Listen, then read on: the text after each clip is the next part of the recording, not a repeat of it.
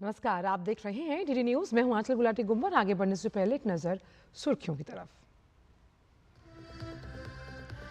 9 महीने बाद धरती पर सुरक्षित लौटे अंतरिक्ष यात्री सुनीता विलियम्स और बुच विल्मोर। स्पेसएक्स के ड्रैगन कैप्सूल से हुई फ्लोरिडा के तट पर सफल लैंडिंग।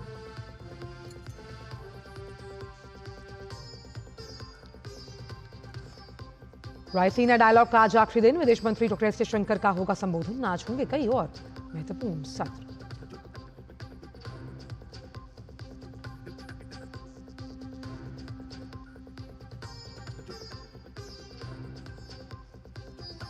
संसद के बजट सत्र में अहम विधायी कार्य सूचीबद्ध। दोनों सदनों में विभिन्न मंत्रालयों के कामकाज और बजट पर जारी रहेगी चर्चा।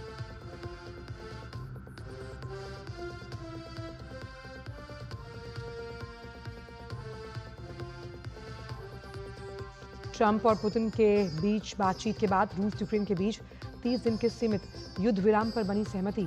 पूर्ण युद्ध विराम के लिए शांति वार्ता तुरंत होगी शुरू।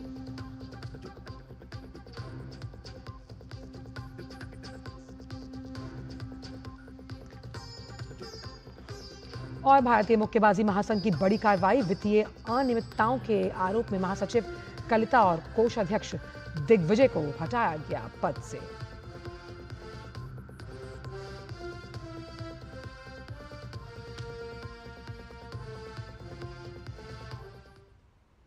और आइए अब जान लेते हैं सभी खबरों को विस्तार के साथ।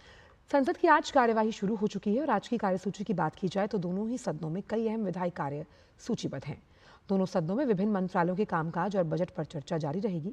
लोकसभा में आज जल शक्ति मंत्रालय के अनुदान मांगों पर चर्चा और मतदान होना है।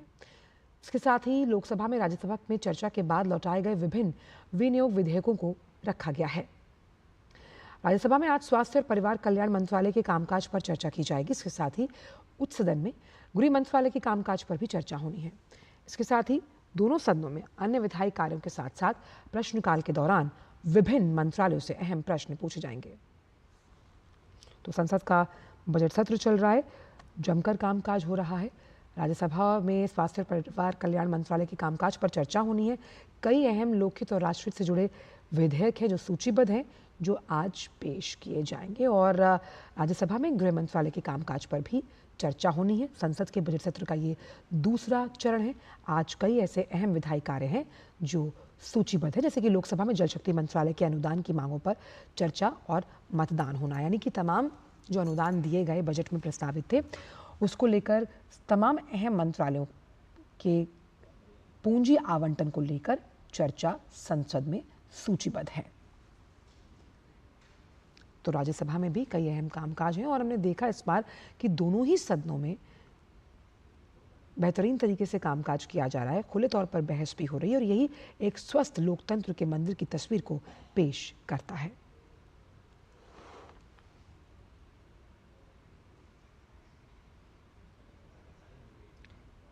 तो प्रश्नकाल के दौरान विभिन्न मंत्रालयों से अहम प्रश्न पूछे जाएंगे और ये बहुत ही अहम होता है ताकि उन सवालों को उठाया जा सके जो लोकहित से जुड़े हुए हैं। और संसद में जब ऑन रिकॉर्ड उन सवालों का जवाब दिया जाता है तो उनकी प्रामाणिकता और प्रासंगिकता बेहद अहम हो जाती है। और शैलेंद्र मिश्र इस वक्त हमारे साथ जुड़ गए हैं। शैलेंद्र, संसद में आज भी कई अहम विधायी कार्य सूचीबद्ध है और हमने देखा कि जब से संसद का जो ये बजट सत्र जिसका दूसरा चरण है ये शुरू हुआ है तो जमकर कामकाज हो रहा है दोनों सदनों में। निश्चित तौर पर हम जानते हैं कि आप देखें बजट सत्र के दूसरे चरण में जमकर कामकाज हो रहा है। जरूर एक तरह से देखें कि कुछ मुद्दों पर गतिरोध की स्थिति बनी है लोकसभा और राज्यसभा में, लेकिन उसके बावजूद हमने देखा है कि खूब कामकाज हुआ है। कल हमने देखा कि महाकुंभ पर प्रधानमंत्री नरेंद्र मोदी ने वक्तव्य दिया लोकसभा में और विस्तार से बताया कि किस तरह से आध्यात्मिक गौरव बढ़ा है भारत का जिस तरह से महाकुंभ का आयोजन हुआ।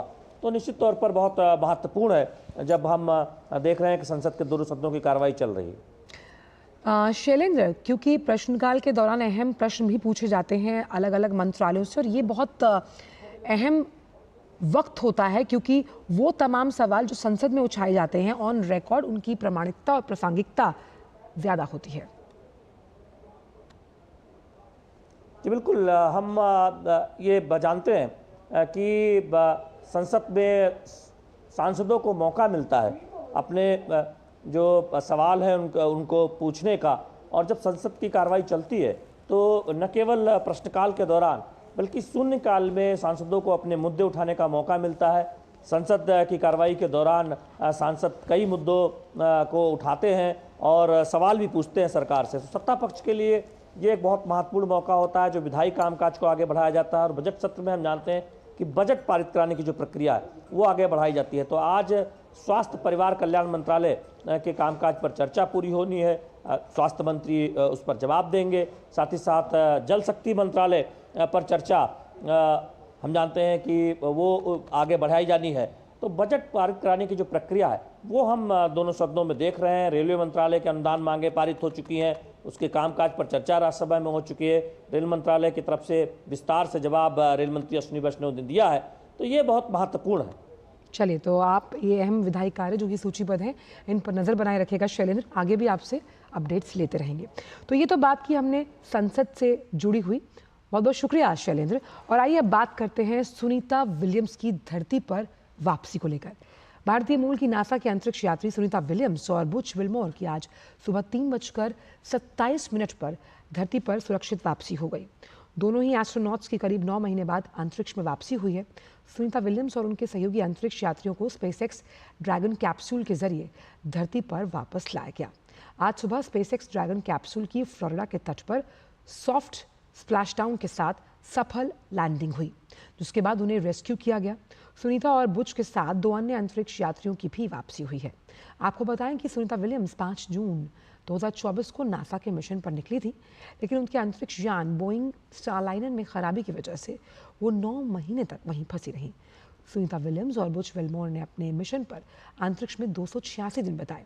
आज अंतरिक्ष यान के स्प्लैशडाउन के बाद अंतरिक्ष यात्रियों को अंतरिक्ष एजेंसी के ह्यूस्टन में जॉनसन स्पेस सेंटर में उनके क्रू क्वार्टर में कई दिनों तक स्वास्थ्य जांच के लिए भेजा गया, जहां कई दिनों तक उनका स्वास्थ्य परीक्षण होगा।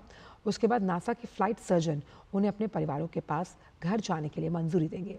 सुनीता और बुच को वापस लाने वाले मिशन को क्रू 10 का नाम दिया गया। इसमें 4 एस्ट्रोनॉट शामिल थे।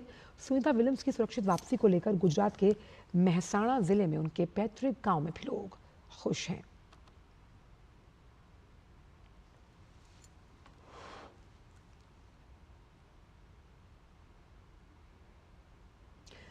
और सुनीता विलियम्स के भाई दिनेश रावल की खुशी का कोई ठिकाना नहीं है। उन्होंने कहा कि भगवान ने हमारी प्रार्थना सुन ली है।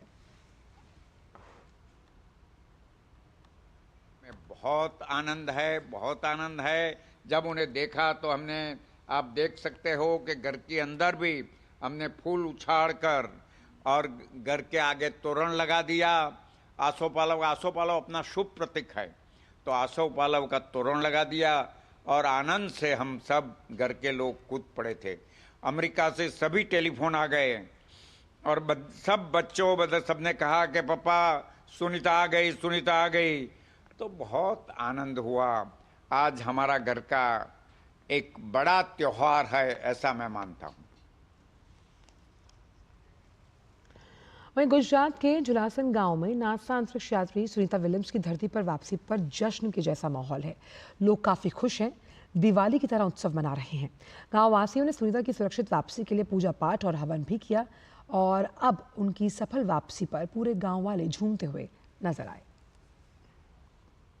मेरा एक खुशी का कोई पार नहीं है। आज जो 9 महीने से मैं राह देखता था, जो यज्ञ पे यज्ञ करता था, उसकी खुशी मेरे को आज मिल गई है। वो महादेव से, जो नीलकंठ महादेव ने बहुत कृपा की है। जो हमने जो पूजा किया उसका फल भी हमको दे दिया है, उससे बहुत बड़ी खुशी है। जैसे अयोध्या में राम आए थे ना, इतनी खुशी हमको है। हम दिन भर बहुत खुशी से और आनंद से सेलिब्रेट करेंगे। हाँ, हम चाहते हैं कि सुनीता विलियम्स फिर एक बार हमारे गांव में आए। हमारी बहुत खुशी है। दिवाली जैसे फंक्शन हमने मनाया है, पूरी रात जग के हमने हवन किया है। उनके आने की खुशी में बहुत ज्यादा हमें खुशी हो रही है। गाँव में हर तरह पटाखा मिठाई फूट रही है। और सब आनंद उल्लास के साथ ये पर्व मना रहे हैं। और वहीं नासा ने कहा कि वाणिज्यिक क्रू मिशन के लिए एक बड़ा सप्ताह है। मिशन क्रू 10 के सफल लैंडिंग के बाद अच्छा लग रहा है।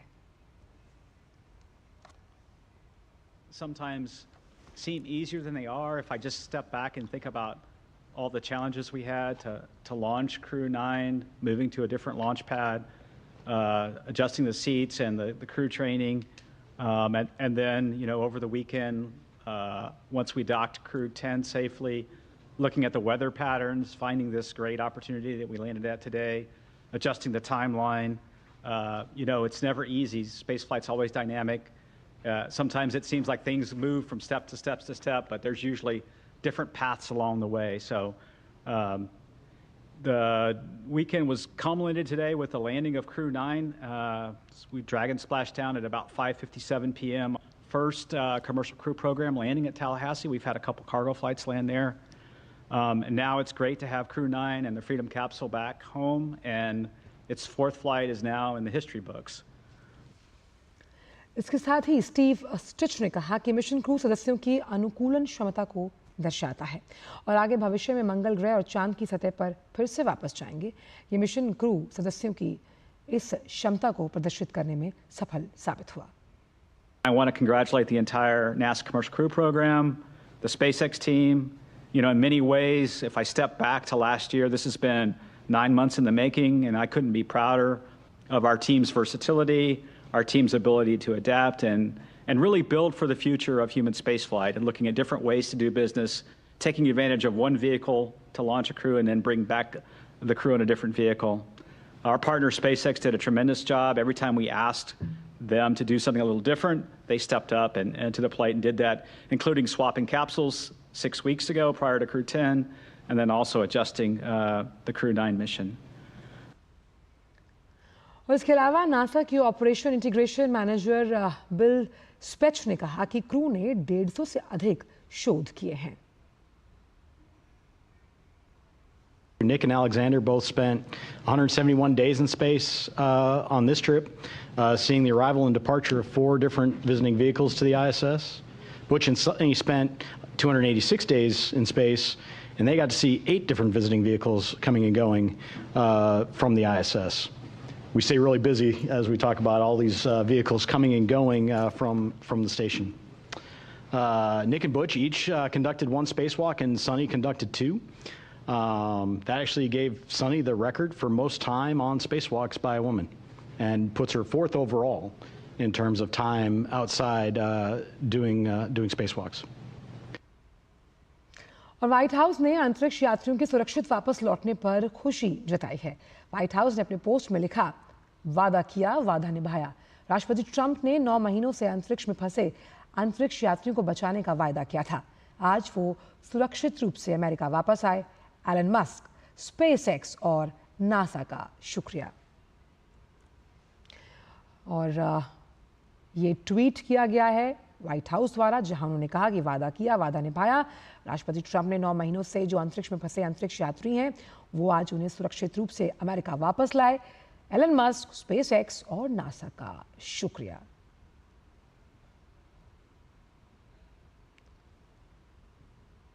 ये तो व्हाइट हाउस का ट्वीट था। वहीं एलन मस्क ने भी अपने पोस्ट में जो कहा है, आइए आपको वो दिखाएं। स्पेसएक्स और नासा की टीमों को एक और सुरक्षित अंतरिक्ष यात्री वापसी के लिए बधाई। इस मिशन को प्राथमिकता देने के लिए डोनाल्ड ट्रंप को धन्यवाद।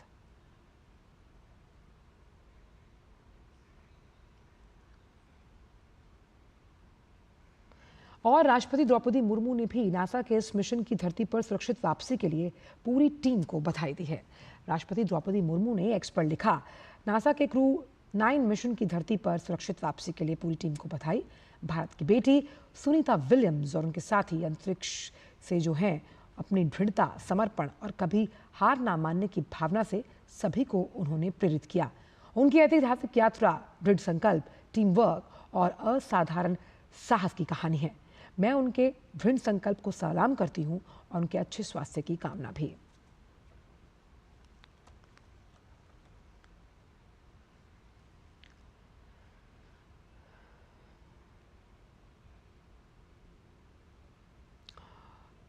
और इसी बड़ी खबर पर हमारे साथ मेघना इस वक्त जुड़ गई है। मेघना, भारत की बेटी ने गौरव का पल सभी भारतीयों को दिया, सकुशल वापसी ये दर्शाती है कि अगर आपकी इच्छा शक्ति मजबूत है, आप कुछ भी करने का मादा रखते हैं।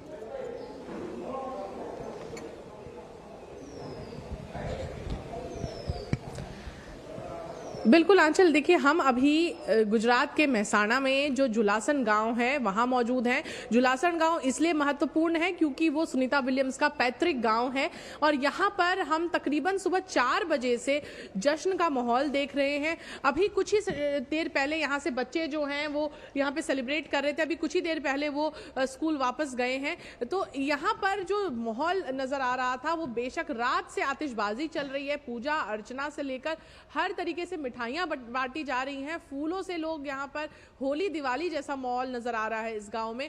यहाँ पर अगर हम देखें तो ये अखंड ज्योत जो आपको ठीक मेरे पीछे दिख रही है, यहाँ पर हमारे कैमरा पर्सन से बोलूंगी फोकस करें तो कि ये अखंड ज्योत जो यहाँ पर जलाई जा रही है डोला माता मंदिर में, इस ज्योत को तकरीबन 9 महीने से जलाया जा रहा है और अब इसमें जो है घी और नहीं डाला जाएगा और ये जब तक जलेगी इसे उसके बाद विलीन कर दिया जाएगा।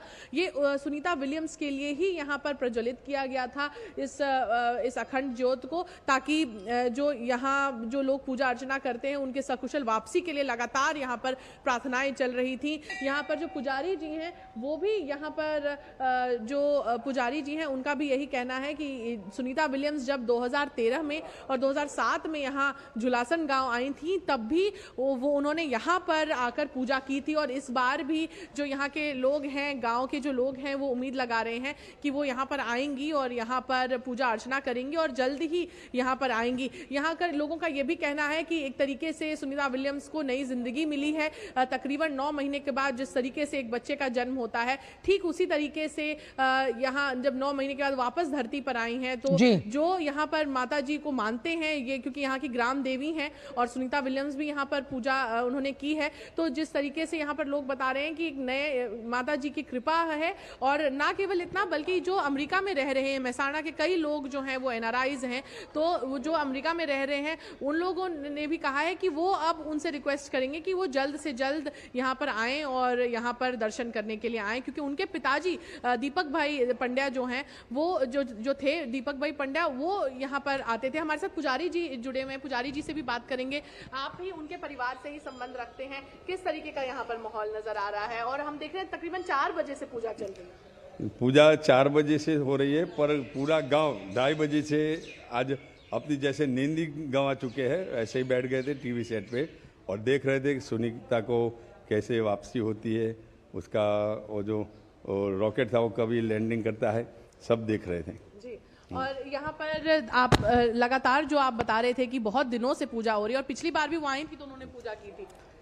यहाँ तकरीबन 9 महीने और ऊपर 13-14 दिन हो गए तब से पूजा चालू थी और ये आज देखा कि सुनीता अपनी धरती पे वापस आ चुकी है तो बहुत हर्ष आनंद हो गया है और इतना आनंद मिला है कि जैसे शादी का या दिवाली का त्योहार हो ऐसा लगता है। बिल्कुल, तो देख सकते हैं आंचल कि यहाँ पर कितनी खुशी का माहौल है लोगों के बीच में, मिठाइयाँ बट रही हैं पूरे गांव में। तो एक तरीके से जिस गांव की सुनीता विलियम्स बेटी हैं वहां पर का जो नज़ारा है वो बेशक एक अलग ही एस्पेक्ट है उनकी वापसी के जो सेलिब्रेशन। बिल्कुल, और ये खुशी इसलिए भी दोगुनी हो जाती है क्योंकि सकुशल वापसी हुई और जो परचम भारत के लिहाज से उन्होंने अंतरिक्ष में लहराया है वो एक नया ही अध्याय इतिहास के लिहाज से लिखेगा। लेकिन एक बात ये भी आपसे जानना चाहूंगी, क्योंकि इतने वक्त तक वो अंतरिक्ष में रहीं और आने के बाद अभी डॉक्टरी जांच से उन्हें गुजरना पड़ेगा, ये किस तरह का स्टैंडर्ड ऑपरेटिंग प्रोसीजर होता है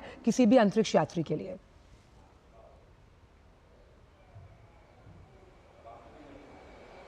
बिल्कुल, देखिए जिस तरीके से जब स्पेस से आते हैं तो जिस तरीके का वहाँ पर जो प्रेशर होता है वो डिफरेंट होता है और ना केवल उसको बॉडी पर, देखिए जो बॉडी मास है वो धीरे धीरे कम होता है, तो काफ़ी जो मेडिकल अगर हम मेडिकल एस्पेक्ट से देखें तो काफ़ी ज़्यादा वेटलेसनेस बॉडी में रहती है। फिर उसके बाद जब आप ग्रेविटी में आते हैं, जब एक नॉर्मल अर्थ की ग्रेविटी में आते हैं तो उसके बाद जो मेडिकल चेकअप्स हो, अगर प्रेशर की बात हो, ब्लड प्रेशर हो, बाकी सारे पैरामीटर्स को जाँचा जाता है, कुछ दिनों तक तक ऑब्जर्वेशन में भी रखा जाएगा, तो उसके बाद ही उनको जब अगर वो फिटनेस में पूरी तरीके से और उनको निगरानी में भी रखा जाएगा, और उसके साथ फ्लूइड्स की बात करें, फूड की बात करें, इन सभी को भी एक स्पेशलाइज तरीके से मॉनिटर किया जाता है। तो उसके बाद ही वो अगर जब फिट उनको पूरी तरीके से करार दिया जाएगा, उसके बाद मिलने दिया जाएगा, और उसके बाद उनके जो नॉर्मल जिंदगी जो थी 9-10 महीने पहले जिस तरह की जिंदगी थी, वो वापस उसमें आ पाएंगी। क्योंकि अर्थ का जो प्रेशर है और जो हम इंटरनेशनल स्पेस स्टेशन का जो प्रेशर,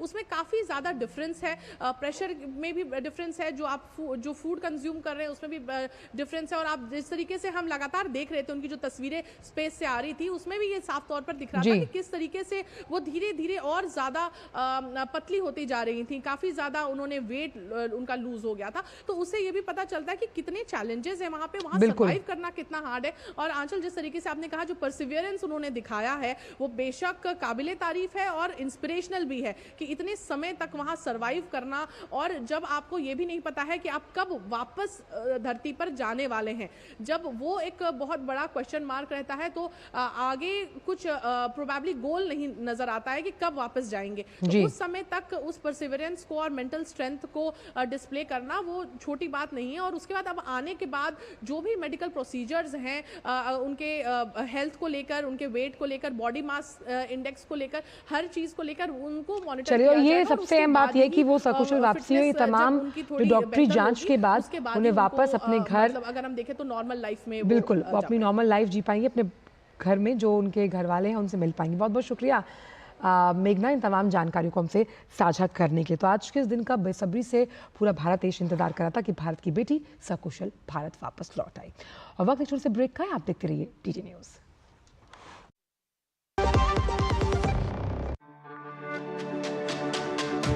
मेरी पसंद, मेरी पसंद, मेरी पसंद, मेरी पसंद,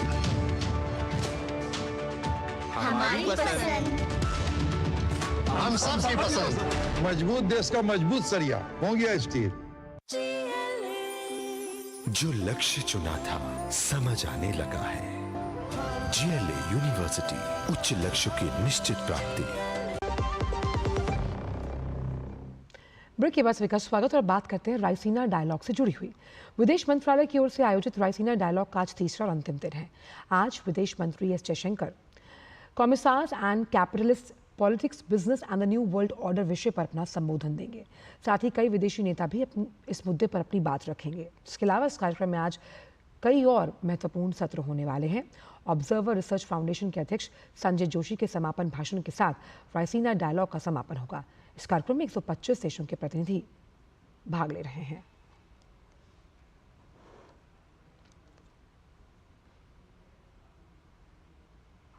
विदेश मंत्री डॉक्टर एस जयशंकर ने ब्रिटेन के राष्ट्रीय सुरक्षा सलाहकार जॉनथन पॉवेल से मुलाकात की और द्विपक्षीय क्षेत्रीय वैश्विक सुरक्षा मुद्दों पर चर्चा भी हुई है। इसके अलावा डॉक्टर जयशंकर ने Nepal, Thailand, Luxembourg, Latvia, Maldives सहित विभिन्न देशों के समकक्षों के साथ द्विपक्षीय बैठक की। विदेश मंत्री ने अपने सोशल मीडिया प्लेटफॉर्म एक्स पर अपनी बैठकों की तस्वीरें साझा की हैं। डॉक्टर जयशंकर ने बताया कि उन्होंने अपने नेपाली समकक्ष आरजू राणा देवबा से मुलाकात की। दोनों देशों के बीच द्विपक्षीय सहयोग के विभिन्न पहलुओं पर चर्चा हुई। इसके साथ ही उन्होंने अंतर्राष्ट्रीय परमाणु ऊर्जा एजेंसी के महानिदेशक राफेल मारियानो ग्रोसी से भी मुलाकात की है। केंद्रीय इलेक्ट्रॉनिक्स और IT मंत्री अश्विनी वैष्णव ने रायसीना डायलॉग के winning the artificial intelligence marathon India in the global AI सत्र में भारत में AI और सेमीकंडक्टर चिप निर्माण में हो रही प्रगति पर अपनी बात कही। उन्होंने कहा कि भारत में 2000 GPS पहले ही शुरू किए जा चुके हैं। AI कोष नामक एक साझा कंप्यूटिंग संरचना स्थापित की गई। इसके अलावा अपना GPU चिपसेट विकसित करना भारत की प्राथमिकता है और इस पर जल्द ही अंतिम निर्णय लिया जाएगा। 14,000 GPUs already inaugurated. We have set up a common compute kind of structure called AI Kosh. That is also done. Third, getting our own. आपको ले चलते हैं रायसीना डायलॉग, जहां पर इस वक्त विदेश मंत्री एस जयशंकर संबोधन दे रहे हैं। I'm impressed to be seen as a commissar. It's a term from my youth, and I was quite amused to see it being used in this age, but I take it as a compliment. Now, your point, tariffs, sanctions, what's happening, export controls. I think whether we would like it or not, they are a reality. Countries use them. In fact, if one looks at the last decade, I would say we have seen a much greater weaponization of pretty much any kind of capability or any kind of economic activity. It could be financial flows, it could be energy supplies, it could be technology. This is the reality of the world. Since I take the world as it is, we have to negotiate our way through that and see, how best we can do for our own country. Because at the end of the day, for a government, for a commissar of the government, you fight for your business. You fight for your business because you're fighting for your employment. You're fighting for your comprehensive national power, of which business makes a very important contribution. I think today the lines, dividing different domains have eroded. I think overall, if you see in international relations, I think it's a less restrained culture today than it was, say, a decade ago. And that's something we all need to factor in. Does it bother you, the blurring lines? I'm not, I wouldn't say it would bother me because I've seen its evolution. I mean, I just accept it as part of the playing conditions.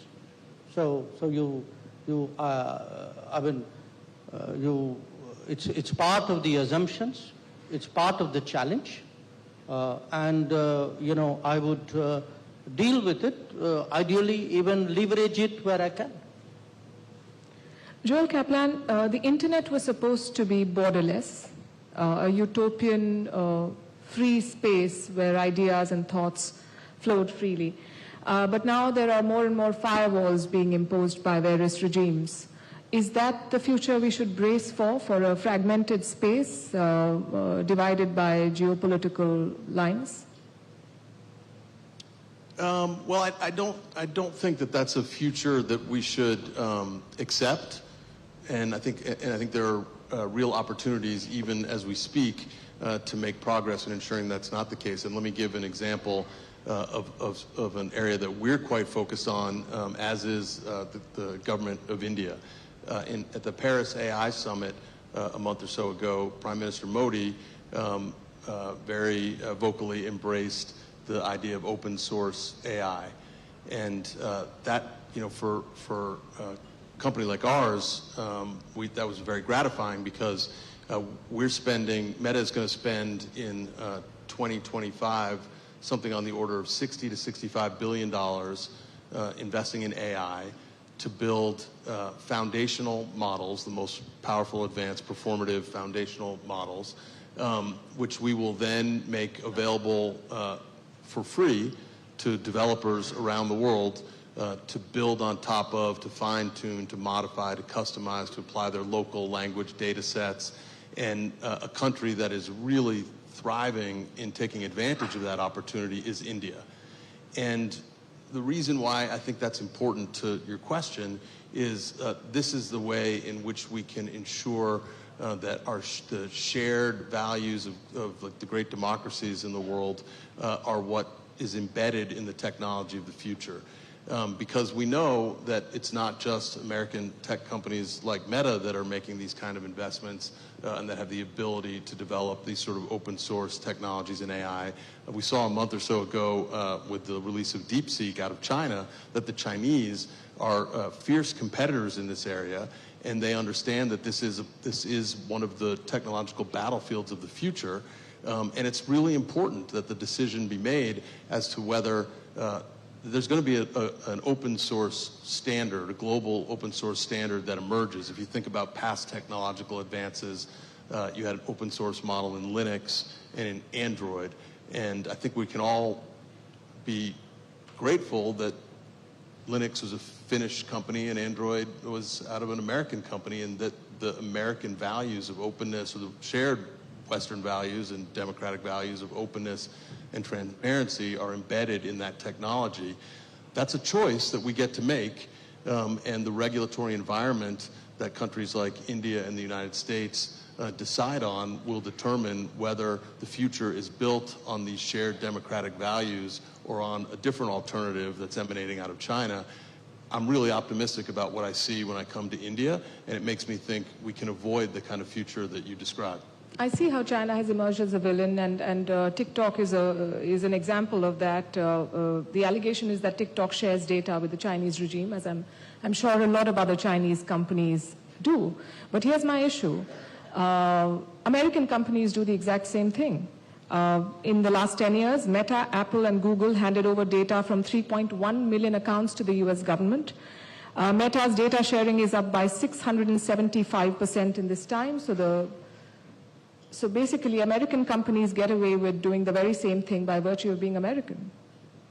I mean, respectfully, that's just not remotely the same thing. Of course, companies like our companies reply to lawful orders to protect people from child sexual exploitation, from sex trafficking, from terrorism. I don't think that's inconsistent with democratic values. I don't think that's what we see in China, and honestly, I'd be surprised if that's a shared view. Pier Roberto Folgiero, every company is a product of the country it operates in, and that sometimes also creates an uneven playing field. You mentioned shipbuilding. China is set to give around $15 billion every year in subsidies, and I'm not even counting the steel subsidies, which is a significant and important component. Now, Western governments and companies are investigating this unfair practice. Would you say they were caught napping at the wheel? It's been happening for many, many years. But again, first of all, let me tell you that I'm very happy to participate to this panel because I'm the only hardware guy. Because now it's time for software, code, writing. But you know, in order to host software, you need hardware producer. So let me play the game of the heavy industry around the table. Let me say that in this new geopolitical landscape, we need to go for a kind of reindustrialization. That's what is expected to happen in Western countries. So shortening certain supply chain and go back to production. And we have to tell young people that production is a beautiful job. In the old times, if you're not good at school, you will go to the shipyard. Now we have to tell even our brilliant young people that production is back, and you need to go and cope with hardware, not only software. So that's the game I'm gonna play. So this is very important. Obviously, we need to modernize shipbuilding. So in order to be attractive and in order to reindustrialize Western countries, we need to offer a job that is as robotized as possible, as automated as possible. That's what we are doing in our shipyard. So yes, you need tariff in order to protect yourself, but at the same time, you need to reindustrialize yourself. And again, it comes from the culture of young people. It starts from there. Then it's a matter of rethinking industrial processes, injecting as much as new technologies as possible.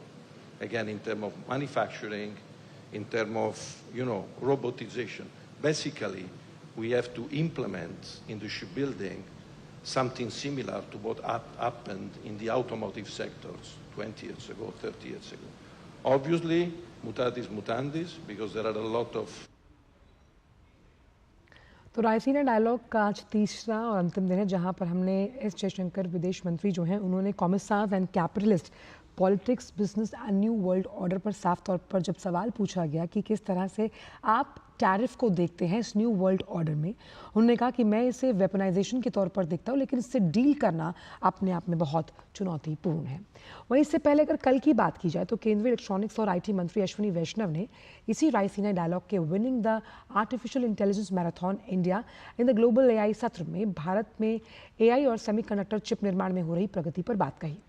उन्होंने कहा कि भारत में 2000 GPS पहले ही शुरू किए जा चुके हैं और AI कोष नामक एक साझा कंप्यूटिंग संरचना स्थापित की गई है। इसके अलावा अपना GPU चिपसेट विकसित करना भारत की प्राथमिकता में शामिल है और इस पर जल्द ही फैसला लिया जाएगा। 14,000 GPUs already inaugurated. We have set up a common compute kind of structure called AI Kosh. That is also done. Third, getting our own GPU chip. That's very, very important.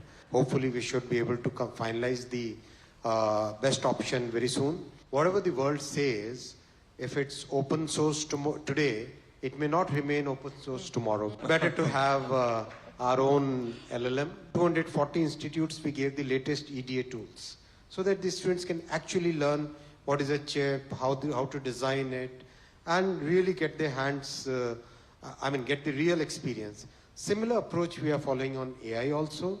So I think we'll be in a good shape.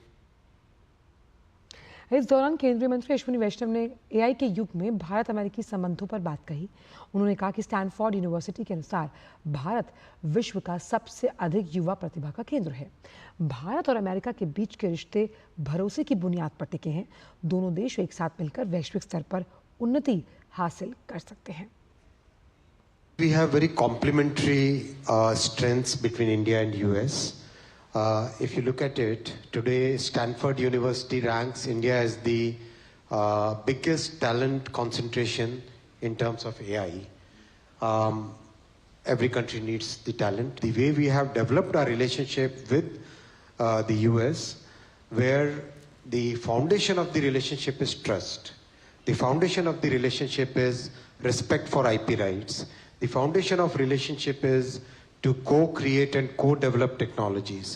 That thing is something which has happened over a period of last 10 years, and that is a very big strength for both the countries. I think the two of us will do a lot of things together. I think that will be a good win-win for the entire world.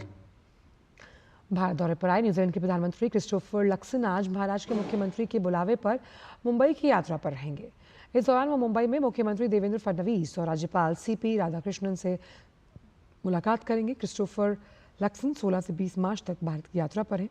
गौरतलब है कि Raisina dialogue के उद्घाटन सत्र में वो मुख्य अतिथि के रूप में शामिल हुए थे। चुनाव आयुक्तों की नियुक्ति में चीफ जस्टिस की भूमिका खत्म करने के केंद्र सरकार के कानून पर रोक की मांग को लेकर दायर याचिका पर सुप्रीम कोर्ट 16 अप्रैल को सुनवाई करेगा। याचिकाकर्ता के वकील प्रशांत भूषण ने कहा कि ये मामला सीधे लोकतंत्र की बुनियाद से जुड़ा है, इसलिए कोर्ट इसकी सुनवाई का दिन तय कर दे। भूषण के आग्रह पर शीर्ष अदालत ने 16 अप्रैल को केस सुनवाई के लिए लिस्ट किया। पिछले साल 2 मार्च को सुप्रीम कोर्ट ने चुनाव आयुक्तों की नियुक्ति को पारदर्शी बनाने के लिए आदेश दिया था। इन पदों पर नियुक्ति चीफ जस्टिस, PM और विपक्ष के नेता वाली जो कमेटी है उसकी द्वारा किया जाए, लेकिन सरकार ने कानून लाकर इस नियुक्ति में चीफ जस्टिस की भूमिका को ही खत्म कर दिया। आतंकवाद प्रतिघात पर आसियान रक्षा मंत्रियों के सम्मेलन प्लस ADMM प्लस विशेषज्ञ कार्य समूह की 14वीं बैठक आज से नई दिल्ली में शुरू हो रही है। भारत के रक्षा सचिव राजेश कुमार सिंह उद्घाटन समारोह में मुख्य भाषण देंगे। इस 2 दिवसीय बैठक की सह अध्यक्षता भारत और मलेशिया कर रहे हैं। ये पहली बार है कि जब भारत आतंकवाद विरोधी EWG की सह अध्यक्षता कर रहा है। इस बैठक में 10 आसियान सदस्य देश Brunei, Cambodia, Indonesia, Laos, Malaysia, Myanmar, Philippines, Vietnam और सिंगापुर के साथ साथ थाईलैंड में भी 8 संवाद सहयोगी देश ऑस्ट्रेलिया, न्यूजीलैंड, दक्षिण कोरिया, जापान, चीन, रूस और अमेरिका भाग लेंगे। इसके अलावा तिमोर लेस्ते और आसियान सचिवालय के प्रतिनिधि भी बैठक में शिरकत करेंगे। इसमें आतंकवाद और उग्रवाद के उभरते खतरे से निपटने के लिए एक सशक्त और व्यापक रणनीति बनाने की तैयारी पर चर्चा केंद्रित होगी। ADMM प्लस इसमें भाग लेने वाले देशों के रक्षा प्रतिष्ठानों के बीच व्यावहारिक सहयोग के लिए एक मंच के रूप में काम करता है। वर्तमान में ये वास्तविक सहकारिता के 7 क्षेत्रों पर ध्यान केंद्रित कर रहा है, जिसमें आतंकवाद, प्रतिघात, समुद्री सुरक्षा, मानवीय सहायता, आपदा प्रबंधन, सैन्य चिकित्सा जैसे साइबर सुरक्षा जैसे मुद्दे शामिल हैं। इन क्षेत्रों में सहयोग को सुविधाजनक बनाने के लिए EWG की स्थापना की गई है। वक्त एक छोटे से ब्रेक का।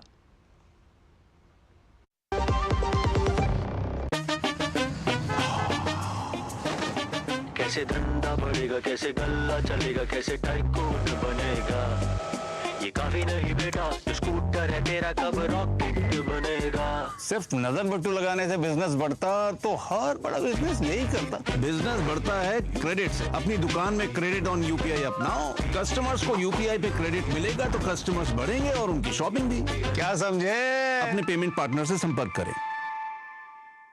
जब धरती चीर कर निकलता है लोहे का पत्थर और मिलता है मोंगिया के जोश से, फिर तपता है, पिघलता है और बनता है फौलाद। अब होता है सरिया सारी खूबियों के साथ। मोंगिया स्टील, मजबूत देश का मजबूत सरिया। ब्रेक के बाद सभी का स्वागत। बढ़ते आगे, ओडिशा के पारादीप तट पर 2 दिवसीय संयुक्त तटीय सुरक्षा अभ्यास सागर कवच आज से शुरू हो रहा है। इस अभ्यास में भारतीय तटरक्षक बल, नौसेना, बीएसएफ, सीआईएसएफ, स्थानीय पुलिस और अन्य सुरक्षा एजेंसियां शामिल हो रही हैं।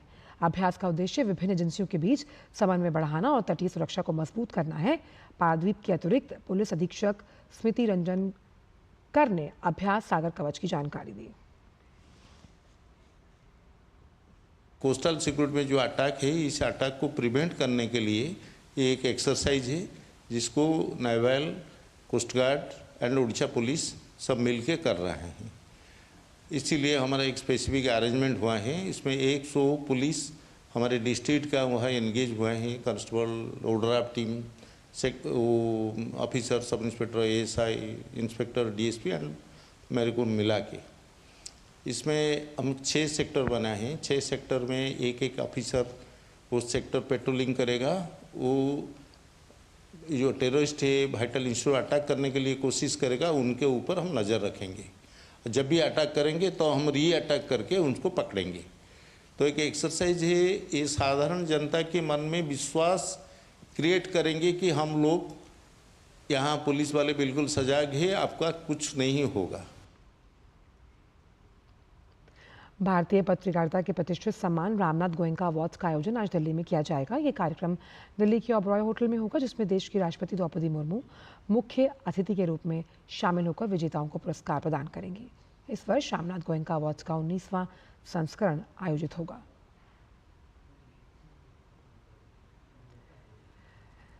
गृहमंत्री अमित शाह ने सीआरपीएफ डे की शुभकामनाएं दी। गृहमंत्री अमित शाह ने एक्स पर लिखा कि सीआरपीएफ डे 2025 पर हमारे सीआरपीएफ कर्मियों को हार्दिक शुभकामनाएं।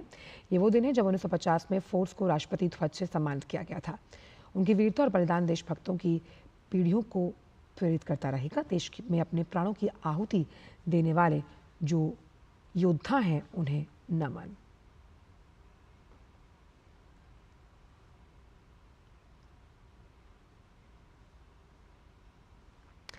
भारतीय मूल की नासा अंतरिक्ष यात्री सुनीता विलियम्स और बुच विल्मोर धरती पर वापस आ गए। प्रधानमंत्री ने खुशी जताते हुए सोशल मीडिया प्लेटफॉर्म एक्स पर सुनीता विलियम्स के साथ एक तस्वीर साझा कर लिखा, आपका स्वागत है, #Crew9, धरती ने आपको मिस किया। ये धैर्य, साहस और असीम मानवीय भावना की परीक्षा रही। सुनीता विलियम्स और Crew9 अंतरिक्ष यात्रियों ने एक बार फिर हमें दिखाया कि दृढ़ता का वास्तव में आखिर मतलब क्या है। विशाल अज्ञात के सामने उनका अटूट दृढ़ संकल्प हमेशा लाखों लोगों को प्रेरित करेगा। अंतरिक्ष अन्वेषण का मतलब है मानवीय क्षमता की सीमाओं को आगे बढ़ाना, सपने देखने का साहस करना और उन सपनों को हकीकत में बदलने का साहस रखना। सुनीता विलियम्स एक पथ प्रदर्शक है और एक आइकन के तौर पर पूरे करियर में इस भावना का उदाहरण उन्होंने दिया। हमें उन पर बहुत गर्व है जिन्होंने उनकी सुरक्षित वापसी को सुनिश्चित करने के लिए अथक परिश्रम किया। उन्होंने दिखाया कि जब सटीकता जुनून से मिलती है तो तकनीक दृढ़ता से मिलती है। और होता क्या है,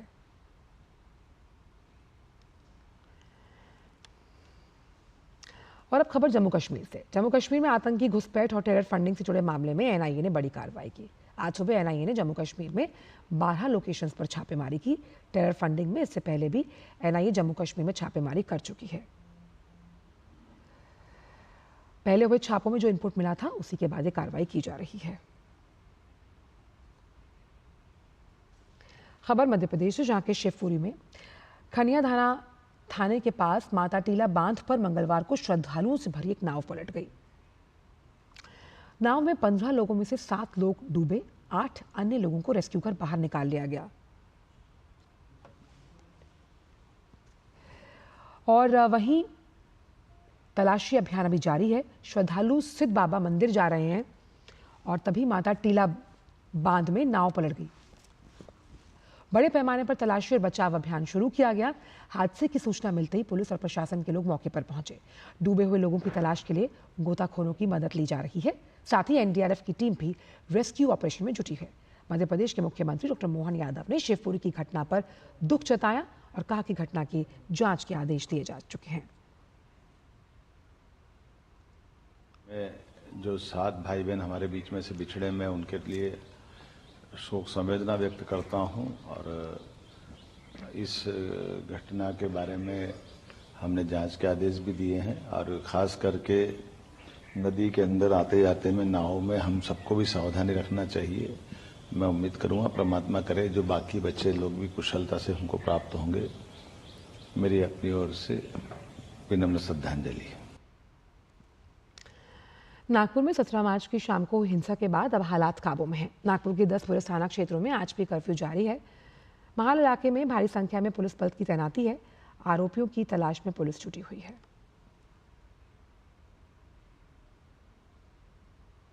दिल्ली की भाजपा सरकार ने सार्वजनिक परिवहन को मजबूत करने पर अपना फोकस बढ़ा लिया। दिल्ली को भारत की इलेक्ट्रिक वाहन राजधानी बनाने के लक्ष्य पर तेजी से काम हो रहा है। दिल्ली सरकार का लक्ष्य है कि वर्ष 2027 तक राजधानी में सभी बसें इलेक्ट्रिक वाहनों के रूप में चलें। भाजपा सरकार का कहना है कि इस उद्देश्य को हासिल करने के लिए चार्जिंग इंफ्रास्ट्रक्चर, आधुनिक परिवहन तकनीकों के विस्तार पर काम किया जा रहा है। इसी क्रम में दिल्ली के परिवहन मंत्री डॉक्टर पंकज कुमार सिंह ने ट्रांसपोर्ट विभाग के वरिष्ठ अधिकारियों, इलेक्ट्रिक बस निर्माताओं और बस ऑपरेटर्स के साथ बैठक की। उन्होंने बसों की आपूर्ति जल्द से जल्द सुनिश्चित करने के लिए निर्देश दिए हैं।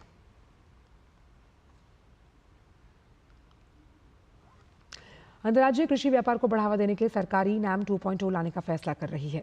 सरकार ने विभिन्न लॉजिस्टिक्स सेवा प्रदाताओं को शामिल करने की सुविधा के लिए इलेक्ट्रॉनिक राष्ट्रीय कृषि बाजार प्लेटफॉर्म को अपग्रेड करने का फैसला किया।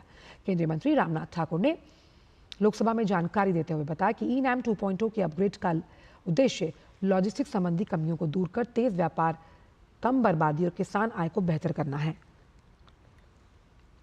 प्लेटफॉर्म की उपयोगकर्ता के अनुकूल, समावेशी, स्केलेबल और ओपन नेटवर्क के अनुरूप इसे बनाया गया है।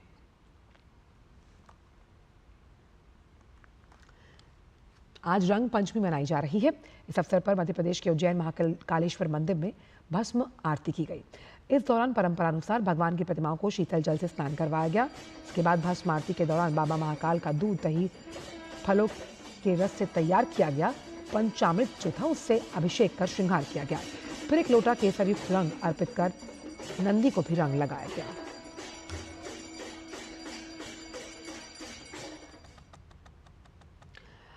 रुक करते कुछ अंतर्राष्ट्रीय खबरों का। अमेरिका और रूस के बीच रूस यूक्रेन युद्ध रोकने के लिए 30 दिन के लिए सीमित संघर्ष विराम पर सहमति बनी। अमेरिकी राष्ट्रपति डोनाल्ड ट्रंप और रूसी राष्ट्रपति पुतिन के बीच मंगलवार को शांति समझौते को लेकर फोन पर बातचीत हुई है। व्हाइट हाउस ने अपने बयान में कहा कि राष्ट्रपति ट्रंप और राष्ट्रपति पुतिन के बीच हुई फोन कॉल में संघर्ष विराम को लेकर सहमति बनी। इसमें दोनों देशों द्वारा 30 दिन के लिए एक दूसरे के ऊर्जा और बुनियादी ढांचे पर हमले को रोकने पर सहमति बनी है।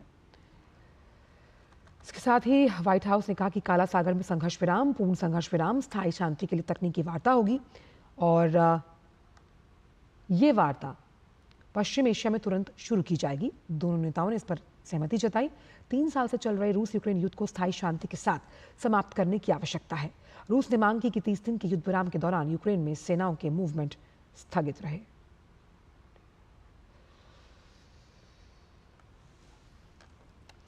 यूक्रेन के राष्ट्रपति व्लादिमीर ज़ेलेंस्की ने युद्ध विराम पर अमेरिकी प्रस्ताव को अपना समर्थन देने की बात कही। उन्होंने कहा कि रूसी राष्ट्रपति व्लादिमीर पुतिन के साथ अपने फोन कॉल के बारे में अमेरिकी राष्ट्रपति ट्रंप से बात करेंगे।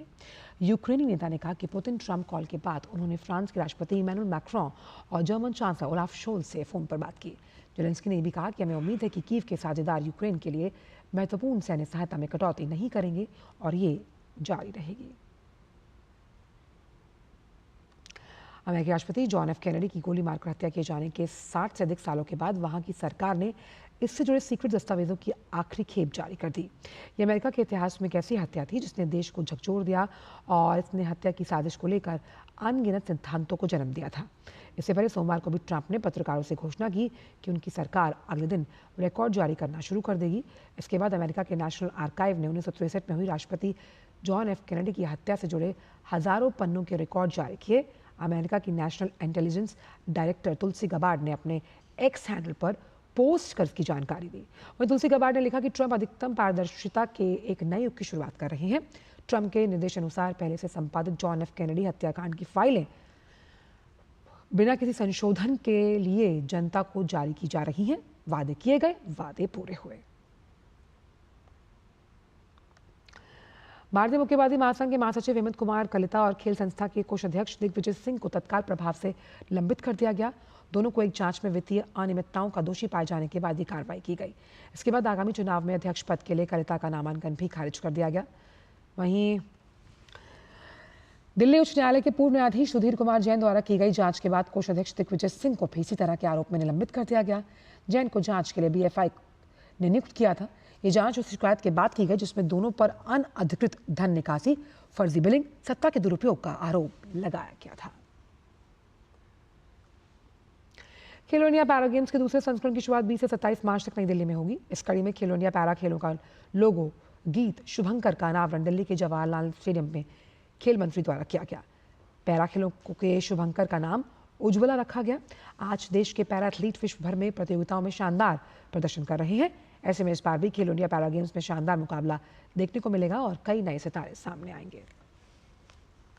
खेलो इंडिया पैरा गेम्स की दूसरी एडिशन का आज जवाहरलाल नेहरू स्टेडियम दिल्ली में प्रारंभ हुआ। इस कंपटीशन में कुल मिला के 1300 से अधिक पैरा एथलीट पार्टिसिपेंट करेंगे, भाग लेंगे। 6 डिसिप्लिन में भाग लेंगे। खेलो इंडिया प्लेटफॉर्म देश के खिलाड़ियों को देश के अंदर कंपटीशन करने की एक बहुत अच्छी अपॉर्चुनिटी देते हैं। आज मुझे खुशी है कि मेरे देश के पैरा एथलीट्स यहाँ कंपटीशन में भाग लेंगे और एक कंपटीशन से खेलेंगे। देश और दुनिया में पैरा एथलीट्स देश का नाम रोशन करेंगे। पहले फिट इंडिया कार्निवल का नई दिल्ली के जवाहरलाल नेहरू स्टेडियम में सफल समापन हुआ। इस मौके पर केंद्रीय खेल मंत्री मनसुख मांडविया भी मौजूद रहे। ये फिट इंडिया कार्निवल देश की जनता को फिटनेस के प्रति जागरूक रखने का प्रयास था। देखिए रिपोर्ट। पहले फिट इंडिया कार्निवल के समापन समारोह का आयोजन नई दिल्ली के जवाहरलाल नेहरू स्टेडियम में हुआ। इस 3 दिवसीय कार्निवल के समापन के मौके पर उपस्थित केंद्रीय खेल मंत्री मनसुख मांडविया ने इस आयोजन की जमकर सराहना की।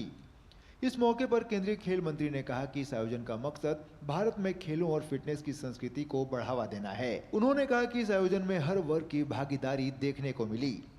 3 दिन में 25,000 से अधिक लोगों ने फिट इंडिया कार्निवल में भाग लिया और आने वाले दिनों में फिट इंडिया कार्निवल सारे देश में टाउन और सिटी तक उसका व्याप बढ़ाया जाएगा ताकि देश के नागरिक फिट रहे और हिट रहे। प्रधानमंत्री नरेंद्र मोदी ने फिट इंडिया मुहिम की शुरुआत की और एक मंत्र दिया, फिटनेस की डोज आधा घंटा रोज, जिसके बाद से देश में फिटनेस को लेकर एक अलग माहौल तैयार हुआ। इसी को फिटनेस को लेकर जागरूक करने का काम करेगा। फिट इंडिया जो मूवमेंट है उसका उद्देश्य यही है कि भारत के लोगों में फिटनेस के प्रति एक चेतना जगाई जाए, एक जागरूकता जगाई जाए, क्योंकि माननीय प्रधानमंत्री जी का ये सोचना है कि यदि देश फिट रहेगा तभी हम स्पोर्टिंग पावर हाउस बन पाएंगे और तभी हम एक स्वस्थ नेशन बन पाएंगे। इस कार्निवल में खेलों के साथ साथ फिटनेस को बनाए रखने को लेकर कई बिंदुओं को सामने रखा गया, जिसमें मानसिक स्वास्थ्य, भावनात्मक समृद्धि और पोषण आदि बिंदुओं पर मुख्य रूप से ध्यान केंद्रित किया गया। इस तरह का माहौल है, जिस तरह की तस्वीर है वो सब बताती है कि यहाँ का उत्साह किस तरह का, किस तरह को इसको ऑर्गेनाइज किया गया और लोग जो फिट रहेंगे वही हिट रहेंगे। कैमरा जगमोहन के साथ मैं मुकेश शुक्ला, डीडी न्यूज दिल्ली। और फिलहाल समाचारों में इतना ही। दीजिए इजाजत। नमस्कार।